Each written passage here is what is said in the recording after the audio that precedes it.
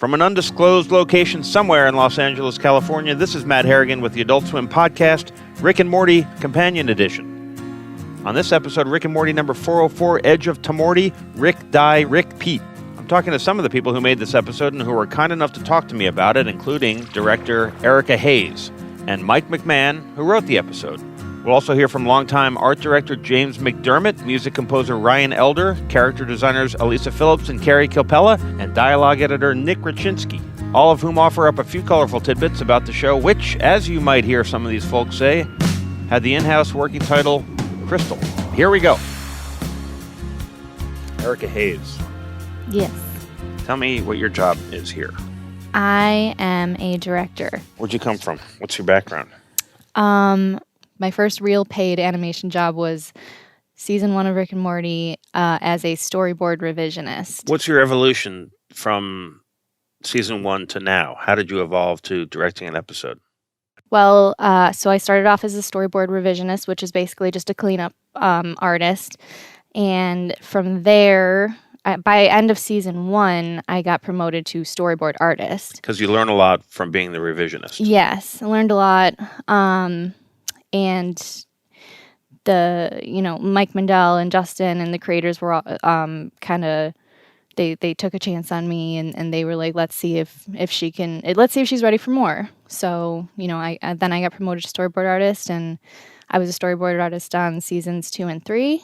And then after season 3, they said they were ready to promote me again. Wow, that's cool. Yeah. Is that a conversation you go in and you sit down and they tell you this news and it's exciting? Yeah, sort of. It was sort of being whispered here and there that, they might be considering it. And I think, Justin might have mentioned it casually one day, and Wes Archer might have mentioned it and sort of, put their feelers out with me to see if I'd be interested in doing something like that. And I very much was. So I think it was Mike Mandel who made it official and reached out to me and said, okay, we're going forward with it. We'd like to have you as a director. How has it evolved from one since you've been here? Has the tone changed? Has the complexity changed? What's different in season 4? I would definitely say the complexity has changed. I think, like I was saying earlier, we've all just felt the pressure to step it up with each new season. And very much there's a feeling of we have to top the last one. Because, season 1 was sort of, easy and, carefree just because it was brand new and it was still uncertain whether it would even be a success or not a huge success. And it was. So then, the fans are like, okay, now give us more. Right. And we Pressure have with to, success. Yeah. So how do you go about directing Rick and Morty? Is there a philosophy behind it? Well, there was no guidebook for me, and there was no training really. It's kind of something that you take, for animation specifically, it's sort of like you watch what your directors did and the way that they worked with you, and then you kind of take what you like from all the directors you've ever worked with and you put that into the way that you direct and in your style of directing. So for me personally, I don't like to, thumbnail out everybody's scenes for them and then, just have them basically clean it up and give it back to me. I like to see what they can bring to the table because every storyboard artist has their own specific strengths. And I like to find out what those strengths are. So if someone is really great at, action scenes or something, I'll assign those scenes to that person. And then if someone is, maybe stronger with just dialogue, simple back and forth scenes, then I will give them that. And then, so I like delegate that way. And then they kind of, we like basically talk it out in the launch. They go off and they do their thing. And then they give me a really rough version of sort of what we went over. And from there, I kind of, give my notes and say, I think we could make these changes here to make this better. Maybe this isn't hooking up here. And for me, I'm very concerned about, I'm very concerned about staging. I'm very concerned about the flow of the episode cuts, rules of cinematography and filmmaking, like, not crossing the 180 unnecessarily and things like that. So I'm always looking out for that stuff, and any way that we could, just make it read better to the audience is my main concern. So then after the note process, they'll go back to the drawing board and they'll make those changes, and it's very collaborative. It's very back and forth, talking it out until I'm satisfied and they're satisfied, and then we have something to turn in. Walk us through the evolution of Crystal. I get the script. I have to break it up basically and make sure I'm assigning a fair amount of pages to everyone and a fair amount of scenes to everyone. Fair meaning without overloading people. Without, giving...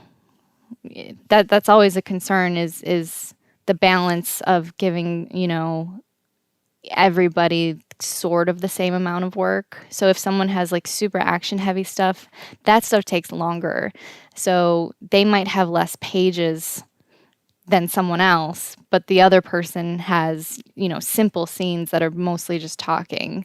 So it's very, so you break it up that way, and then you launch the episode with the writers and the designers, and the writers kind of page through it with us, and they sort of talk about their visions for certain things, and I'm asking questions just for clarification, because I just want to make sure that we're bringing their vision, to life, and the designers are asking questions on the design end just to make sure they have a clear vision too of what certain characters will look like, or certain backgrounds and things like that. And then we all kind of just split.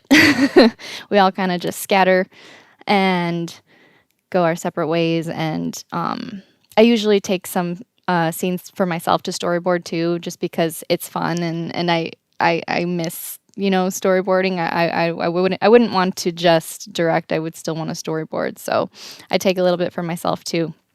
Which scenes did you take for yourself in this? I know I took Morty.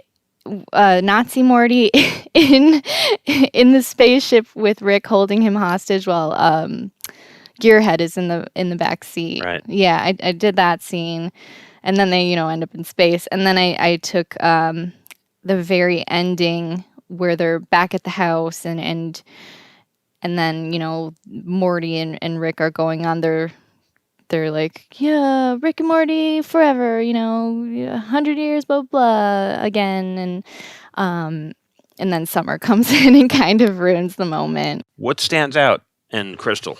Looking at the whole episode, from a viewer's perspective, what are there things that you'd like to point out to people? I just personally love the whole Rick dying and continually waking up in these alternate worlds where he's a shrimp and he's a teddy bear and then ultimately a wasp. That's my personal favorite part of the episode. It just makes me laugh so hard. And then getting chased by shrimp fascists and killed. Like, yeah, it's pretty. I think it's pretty great.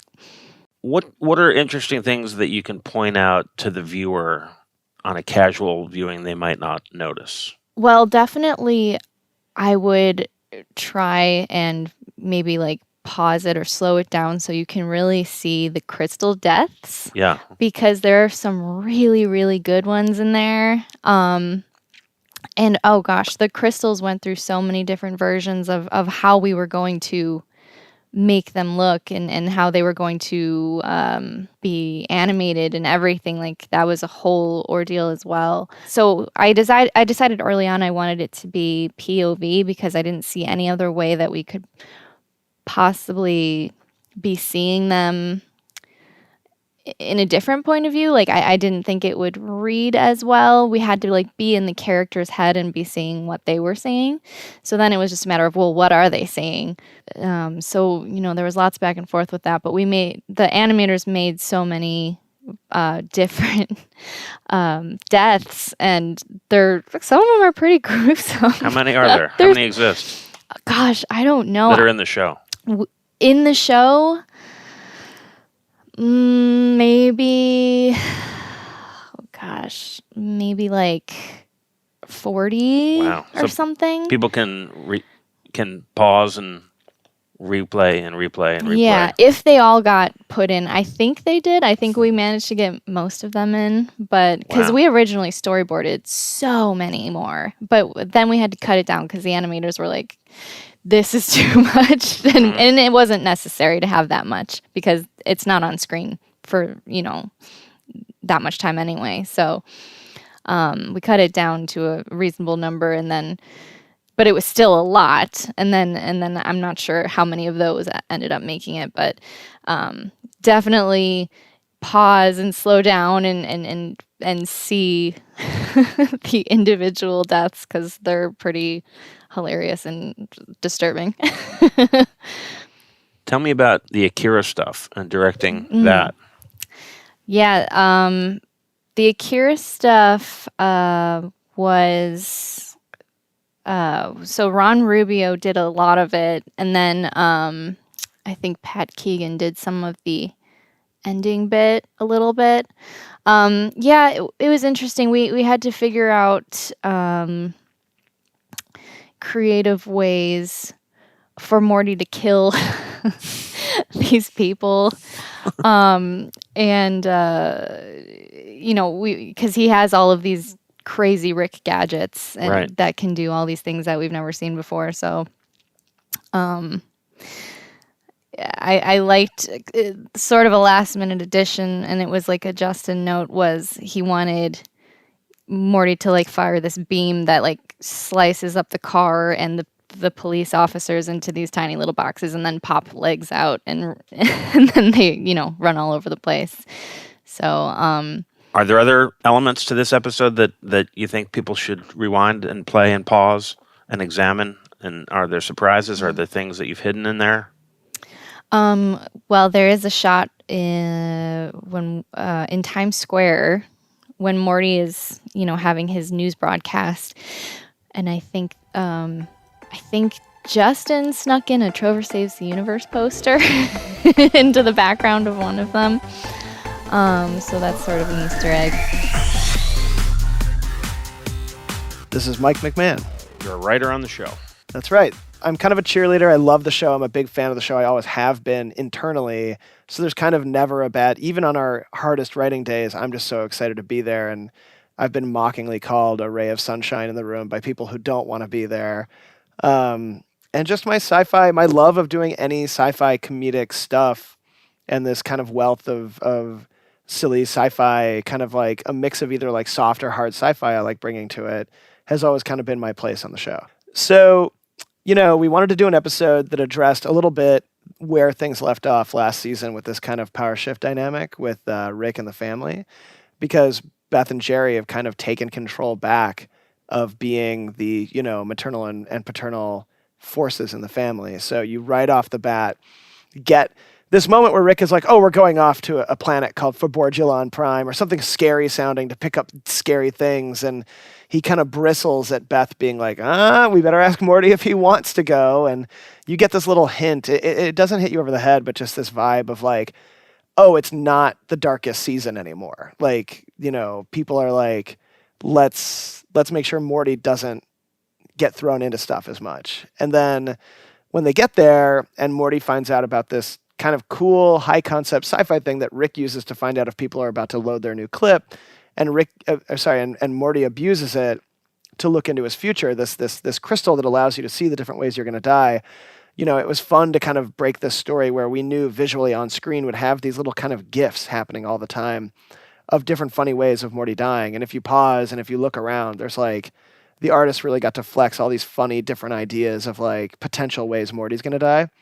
So, we wanted to play with that concept and Yeah. see, like, Harmon had such a funny, specific way of, like, if Morty's really only living his life for how he's going to die, like, how does that affect you in the present? And it's never in a way that really involves living life. If you're only worried about how you're going to die, it affects your current day-to-day in, like, a really, stultifying, arrestable way. And so it's so funny to see how much Morty gives himself over to that to get this moment with Jessica across the episode.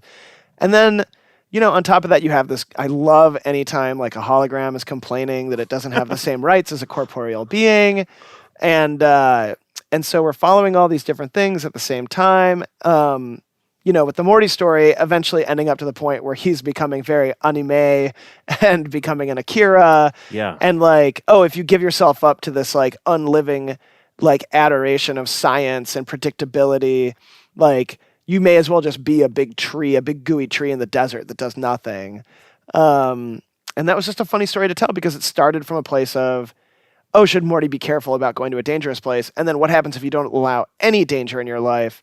So we end on that fun moment where it's like that play on that thing we've done 100 years, rickandmorty.com, 100 years, where it's like, okay, maybe a little danger is acceptable in your life, like, to live. Like we end with Morty not being super safe with Rick, and we get to open up to other adventures they can go on that aren't necessarily so buttoned up and like, be careful with Morty kind of vibe.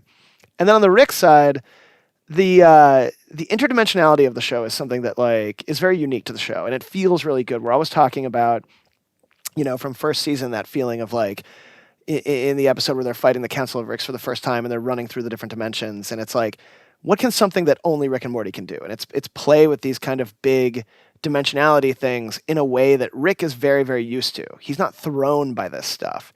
And it's rare that you get to do a complicated sci-fi thing like that, but you treat it very comedically and effortlessly. So there's a long-running trope in these kind of dimension-hopping type shows that like, like on Sliders, you're always going to end up in the dimension where the Nazis won. You know what I mean? Like that's just like an old chestnut of sci-fi fare. Yeah. And so Rick, because he has this map of the multiverse and because he's been around the bend, like, he's been to these places and he knows what a pain in the ass they are. And so we wanted to do a thing where like, he kept waking up in the most pain in the ass dimension possible, which is you're naked, you're in the basement of a fascist Rick and Morty, and, fascists don't often let you be who you are, and Rick just wants to get through the day without getting shot with a tiny little interdimensional Luger. So we thought it would be funny to magnify the concept of, on any other show, you wake up in one dimension that is run by Nazis, but what if Rick just kept waking up in more and more Nazi dimensions? It's kind of like, can I catch a break here? Until he finally ends up with this wasp dimension, where the irony being that to me, wasps are the most disgusting creatures. It's like, take a bumblebee, which is already something that could sting you in the eye, and then turn it into something that can sting you without dying and doesn't produce honey and is the fucking grossest thing in the world. Like, that's what a wasp is to me. It's like nature was like, what's the fucking worst? It's like worse than a shark or dying in the deep ocean is a fucking wasp, because they also like your garage. Like, I fucking hate them. I hate wasps so much. So I wanted to do a thing at the end where Rick comes out and he's the most disgusting drawing of a wasp. And then he gets in this wasp family and they're all eating living prey and like fucking popping its babies in their mouths. But at least they're not Nazis. At the very least, he's like, okay, great. Rick has seen enough of the multiverse that he's down to clown with eating, baby bugs and stuff, as long as they're not going to shoot him with a Luger like all the little teddy bears and stuff in the other dimensions did. So yeah, that's kind of, the merging of those two stories is, what we played with the first episode. It feels like a good welcome back. It's got enough sci-fi and enough comedy and enough Morty pining for Jessica and Rick kind of being hoisted by his own petard that it feels like a pretty solid Rick and Morty episode to me. I really like the moment where I think there's a couple funny callbacks in this episode where Morty's using the Meeseeks and that little Nazi Morty's asking for a Meeseeks. Like, it's just so funny because Rick is so like, he hates retreading stuff. So of course all these Mortys are retreading stuff all the time. And there's a funny thing where if you I probably should. That joke is too gross. There's a gross What? joke when Morty's fighting that he's he's shooting DNA ropes out of a gun and it untangles DNA, but we don't call them. They're called DNA ropes in the script, but never on screen. So it's kind of like only fans of ropey DNA will call that out. And I don't know. I think I really love the way this episode ends. I think that people will respond to just it feeling like it felt like to me like a classic Rick and Morty adventure. It felt like, let's go to a planet, let's get a crystal, Morty fucks up, Rick dies, but he's coming back. There's a lot of interdimensional stuff. It just feels like this season felt like we were really having fun with what we loved about Rick and Morty. And I loved the whole divorce storyline from last season because it was a way to write stories about Jerry, who's probably my favorite character to write. Really? Yeah, I mean, Why?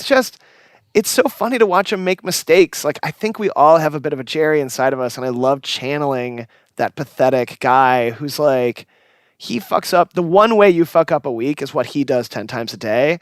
I just think that this episode is just like, wait, why the fuck was I talking about Jerry for a second there? He's not even hardly in this episode, right? You love writing about Jerry. Oh, that this season was like, it felt like a classic Rick and Morty episode because last season, the whole Jerry storyline, that was fun. Yeah. Writing Jerry's fun, and we got to do new things. But now the family's back together. The gang's back together, and we're writing stories that just feel like season 1 again, kind of. Like they feel like that, what I said at the beginning of this, that no wrong answer is what are we doing, what are we exploring, kind of like that Rick and Morty. I wonder why. Why is that? Was there like a reset of some sort? I don't know. I think every season we start and it's like, okay, what did we learn that we liked last season? And I think that the stories that were just speaking to us were ones that were coming from a place of like, we kind of have a handle on what these characters are like. We kind of know what we're doing for some long game stuff. Let's get a chance to actually kind of do things that feel like they're like standalone, fun. Like they're like putting the pedal to the metal and just testing to see what we can do comedically and sci-fi and with these characters together, where we're not servicing the thing that we felt like we had to service last season, which was like this divorce storyline. What do you feel a responsibility to look backwards? Well, yeah, I mean, a big part of the show is making sure that the stuff that we are saying is important and that we're tracking across all the episodes is important in the show. And, longtime viewers of the show will have seen us putting things into the show that will slowly grow and become more important. And they've seen some of those things do that. The thing that we like about the show is what other people like about the show, is that it gets to feel like a really fun, good time when you're watching it. And then it gets to be surprising in stuff that we've decided to make important. Do you track what people say? Do you get on Reddit? Do you read? I used to. I haven't been on the subreddit for a long time, but it used to be that I would go on the subreddit, and if somebody completely guessed what we were going to do, I'd be like, well, we're not going to do that anymore. My name's James McDermott, and I'm the art director on season 4 for Rick and Morty. What does the art director do? Let's pretend that nobody knows what's going on. Kind of handles quite a bit. I'm kind of supervising the color department, the design department, which is backgrounds, characters, props, effects, that kind of thing. Everything you see on the screen goes through you. Every single thing comes through me, and I have to make sure it all lines up with what the writers' expectations are, and trying to make sure that we're pushing everything as far as we can to make sure that we're hitting all the funny notes and making sure that we're encapsulating every single thing that they want and more. So let's talk about Crystal. What do you remember about that? Trying to figure out the visions and how that worked. How to go from the script to the screen on that, you mean? Well, just like how many iterations, how many rounds we went as far as like what's not going to distract the viewer from what's happening in real time versus like still understanding the deaths that are happening and getting that across. We had so many different iterations of that. Even when it came to final animation, that's now gone through so many rounds. It looks totally different than what we had before. It sounds like it was a hard one. Yeah, well, figuring that out was not like now it's taking on a whole new form that I don't even know what the discussions have been since then. Oh, really? but it looks great. I was really excited about it. The ferrofluid tower at the end is the one that we spent a lot of time on trying to perfect that, and we had to hire a outside studio to do some of the more complicated scenes. Yada is the studio name, and we had, just because Bardell kind of had enough to do with the visions and some of the other ferrofluid scenes, because there's like this 360 scene of Morty as he's growing with the fluid, and that all had a very specific kind of action to it that it took so many rounds to get that right and to make that look good. And It could have been cut. sure, Yeah. I mean, why wasn't it? um, Instead of spending the extra money going to an outside animation studio. to me, it's one of those cool factors that no other shows are doing. Really, I mean, I don't really see anything quite like it. So, whereas like the rest of the episode, it's like Morty's walking down Main Street of town, and it's all stuff that we've kind of seen before, but we're following his story of being a kidda, according to Jerry. But the ferrofluid part was like the part I couldn't wait to, jump in on, and we had so many different iterations of that and what that looked like, and the final look of it was just it to me, design wise. The risk that they take, allowing us to make that, is what makes Rick and Morty to me. Like, to me, Crystal is a memorable episode. It's one of those things where it's like, that's one of the aspects of this episode that I feel like makes it memorable. Whereas, like, some of the other episodes might have more things that people are already familiar with, and whereas this felt much more unique in that way. What was the genesis of deciding to blow that scene out? To blow it out? Yeah, just to sort of make it as big as it is going to be when it's done. I mean, I think if you're going to do it, you kind of have to, go all out. And the particular Morty scene, the 360 scene, it's like, yeah, as soon as Bardell saw that, they're like, we can't do that. They might have wanted to do it, but they couldn't because of time and budget. And you guys had to make a decision, well, what are we going to do? Exactly. And well, it's either we dumb it down, right, and not have the full effect of what we ended up making, or, spend the extra buck to get it right and make it look, great and memorable, I think. So. Is that a conversation you have to have with the network? Say we want to spend extra money here? Oh yeah, I'm assuming. Yeah, that's a producer. That's the producer's job. So I guess it worked out. Yeah, although it's not done yet. No, it's not. So we're still working. We'll see. The wasp scene to me is like perfection. It's like it's being rewritten right now, which I'm a little like, oh, don't rewrite it. It's like the first way it was perfect. Like, to me, that's like the internet meme. That's going to be the thing that it will be popular online. One, the characters are just cool looking. I already kind of love where that's at, and just that whole sequence when they're eating golden fold caterpillar on the table, and then it ends with the, he squirts out a couple babies, and Morty's moment with saying bonus, was just the topper. It just felt like it added and kept, and like the joke kept getting funnier. I'm Ryan Elder. I'm the composer for Rick and Morty. I love this episode. It has a section that's very specifically referenced in the dialogue as being inspired by Akira, the movie Akira. And so I listened to the score for that, and the score for that is bonkers. It's so minimal. It's like some pitched African percussion, and that's it. It's crazy how much mileage they get out of just this like one African percussion groove for that. So as a little nod to that, in one of the action sequences towards the end, I used the Rick and Morty palette, the big cinematic orchestral thing, but I have this little pitched African percussion groove in there that's inspired by Akira, just to give it a little taste of that. and make a nod to the movie. And then the other thing that I think was interesting about the music for that is there's a scene where Morty keeps seeing his own death with Jessica looking over him and saying, "I love you, Morty. I love you, Morty." And one of the things that Dan and I talked about was to like help really make that track was to have some kind of a sweet, melodic, almost emotional little piece of music that could dial in and out like you were dialing, like on an old radio dial, you get static, static, static, and then you find the music you're looking for and it kind of fades in and fades out. It's as if we're dialing in that music as Morty is envisioning as he's looking around trying to change his actions to find this station in the static. The music kind of went with that. Up next is Season 4 character designer Elisa Phillips. How does a character design assignment come to you? First, we read the script.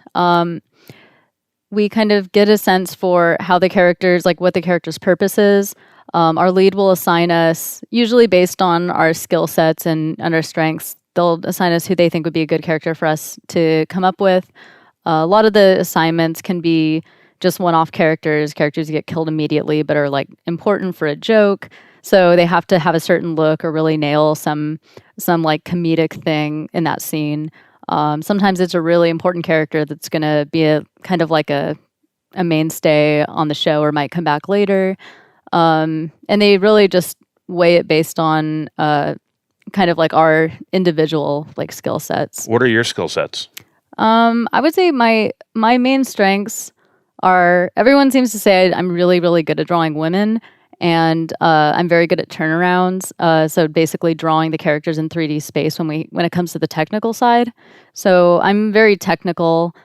We have other people who are a little bit more good at like gore and like the kind of violent scenes we draw, or characters that have a lot of kind of like grossness, or they're not exactly like solid. They're just like kind of bizarre. So some are more structured. Like I'm a little bit better with like more structured characters. Oh yeah, we got to draw a lot of Morty and Rick deaths. Oh yeah. When we were watching the premiere and got to see everything finally animated full color, there's a big close up of Rick kind of just decimated by a sharp rock. Like he just gets thrown out the window and lands on it.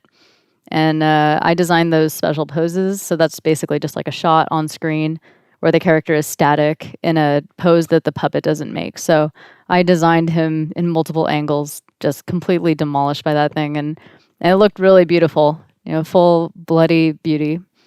Do you look to something for inspiration for that, or you just generate that out of your own skull? It's a little bit of my own interpretation of the boards. It's my own kind of how I draw that kind of like gore and viscera and everything. It's a little bit of like my own style, and also inspired by our designer who's incredibly good at that. So he's designed so much since season 3 in terms of just pure violent imagery and guts and everything. And we all love the way he draws, so we try to incorporate that into when we do it.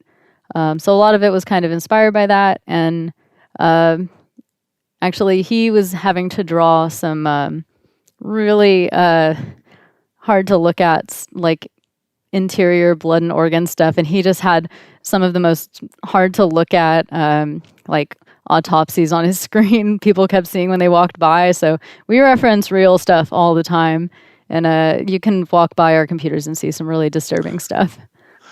That's impressive. Do you draw caricatures or of your friends or your family? Do you incorporate people that in your world into this world? Sometimes, very, very few opportunities to do it. A couple designs from season 2, the cleanup artist at the time, when I was in color, she had designed us into the background as kind of like reporter characters, but it was just a background layout, which means the characters don't animate, they're just kind of static on the screen. And then this season, those like a design of her and myself, and I don't know if they were aware of this when they did this, but they called those out to be turned into actual character models, which means they're going to animate and be rigged, so they'll become like puppets and move around in the show. So one of our freelancers actually took the design of me and the design of my friend who drew us, and she that person turned them around and then like made them full builds. And I didn't even know this until I actually watched the premiere. So I saw myself and my friend show up in the episode and I was like really shocked. So I messaged my friend and let her know that both of us are going to appear in the premiere, and she's really excited. So, Wow. What scene is it? it's one of the scenes where there's a lot of like breaking news flashes, and so we're characters that are actually kind of like large on the screen. So I wear glasses and have pretty bright platinum blonde hair, and she has brown hair and a hat on, like a beanie. So you might see us. Carrie Capella is also a season 4 character designer. Crystal was probably the easiest, like the smoothest running show that we did out of all of the first 5. Why? I don't know. It just like came natural. Like the script was solid from the start. There weren't that many rewrites. It was just like a lot of fun deaths, which unfortunately is kind of like on the outskirts of the entire episode. Like you can't really see what work went into killing Rick and Morty that many times, and that was like the bulk of the work we did, was just like smashing their head in or like having them eaten by plants or spiders, or there's just a lot of stuff that's like blurred and on the outside that will be fun to look at. Hopefully they release that as its own separate thing, because that was a lot of work and it's really fun to like see them die that many times. It's really fun. Yeah. Like if that got released before the episode, I think that would have been really funny to like, do they really just die this whole episode? Yeah. How many deaths are in there, do you think? Oh, probably like 100. Wow. Yeah, because they changed too, so it's like them dying randomly, or him like seeing his perfect life where he ends up with Jessica, Right. sort of, and then he also like antagonizes this bully, or like acts too cool around this bully, and he pictures all these deaths from the bully, and so there's a lot like from that specific character too. What are things that you're proud of that you want people to take a look at, pay attention to? Golden fold caterpillar and his babies. So when he's getting eaten by all the wasps, Rick and Morty and the family, I did golden fold like as he's getting like acid poured on him and all of his babies shooting out and like running away. Wow. Yeah, a lot of gross stuff in that one. I did the Rick, his head being infested with the wasp babies and his head exploding. Those are probably my favorite parts. They're like drawing exploding heads, or like acid being dropped on someone. Like it's very fun to think about human anatomy in that way. My name is Nick Raczynski. I'm the dialogue editor for Rick and Morty. I love Rick kind of being thrown into these horrible fascist alternate universes and him trying to navigate this nightmare world that he keeps waking up in over and over again. It's nice to see him as a fish out of water, I guess, but the situation is obviously horrible and devolves pretty rapidly every time he's there. The shrimp scene is my favorite scene in that episode. Not necessarily anything to do with what I did on that episode, but the character animation in it is incredible. Like, you don't see that level of detail and nuance in like characters with 2 arms and 2 legs, and you have it with shrimp with, I don't know how many arms and legs do shrimp have. It's crazy. I don't know. And like the way they move and the way their body language comes across, that the shift in that scene when Rick says, you know, you're doing me a huge favor by being shrimp instead of fascist, and the complete change in demeanor is something that Erica did an amazing job when she directed it. Like, that scene is like just my favorite. It's so cool. That was my first Meeseeks experience where I had to like find Mr. Meeseeks stuff, and thankfully we have a dialogue library built of kind of stuff that we've marked as usable in the future. Like, so we have the Meeseeks episodes, and the Meeseek there's the Meeseeks episode from season 1. Justin did, 10 times as many I'm Mr. Meeseeks, look at me than were used in that episode. And there's probably 100 used in that episode on its own. So we have the ability to pull some old Meeseek stuff and put it into the new episode and kind of make use of a big library of awesome stuff that we've created here. Does it feel intact to how it started?